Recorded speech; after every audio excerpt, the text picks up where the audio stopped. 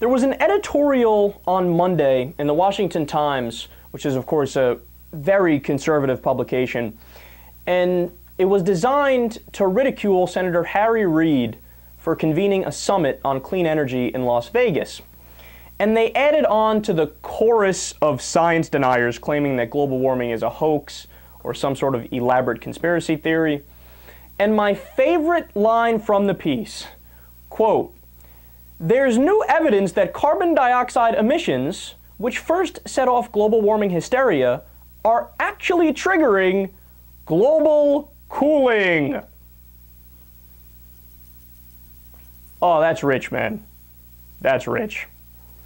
So Duke University scientist William Comedes explained to Media Matters, quote, "What CO2 does is trap a large amount of the heat from the sun, preventing it from escaping and thus driving up temperatures.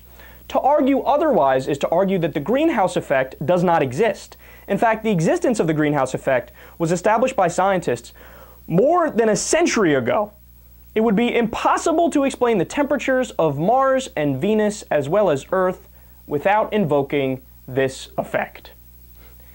In other words, the argument from the Washington Times is exactly wrong. The exact opposite is true. So notice something. I wouldn't be bringing this up if it was just your normal run-of-the-mill idiotic Republican conspiracy theory without making a bigger point to it, right? But notice, the anti-science crowd, and specifically the anti-climate science crowd, says three things simultaneously. So the first argument is, oh, well, global warming isn't real because it's just not happening, just doesn't exist, right? Then the same people say, I don't know, it is happening, but it's actually a good thing.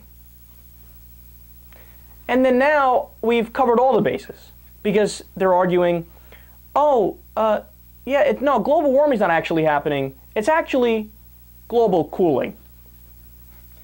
These same three arguments are being made by the same people at the same time. So how do you not realize that every single one of them is contradictory? They can't all be true at once. Either the pattern is it's getting warmer, the pattern is it's staying the same, or the pattern is it's getting cooler.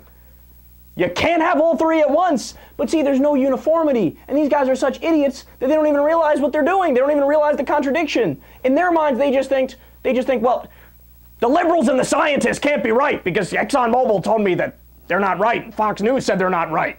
So yeah, however we say they're wrong, they're wrong.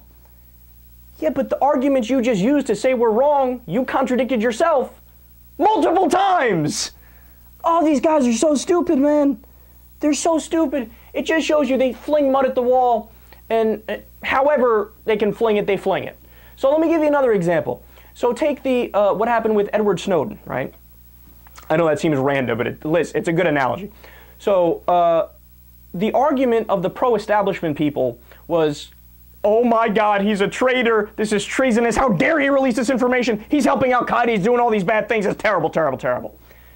Then the same people in the next breath would say, oh yeah, he released all this information, but you know, we already pretty much knew this anyway. Wait, so which is it? Is it traitorous and treasonous and we should all be scared and he's helping Al-Qaeda and this is terrible and the worst thing in the world? Or is it, oh, we already knew this, no big deal? Which is it? They're contradictory, but you're using both arguments at the same time. Why? Because, again, you're starting from the position that Edward Snowden has to be wrong, right? And you're working backwards from that. Just like these idiots are starting from the position of the scientists have to be wrong, the liberals have to be wrong. And then they end up making arguments that are self-contradictory.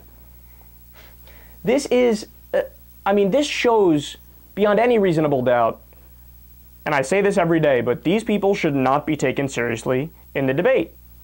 They should be laughed out of town.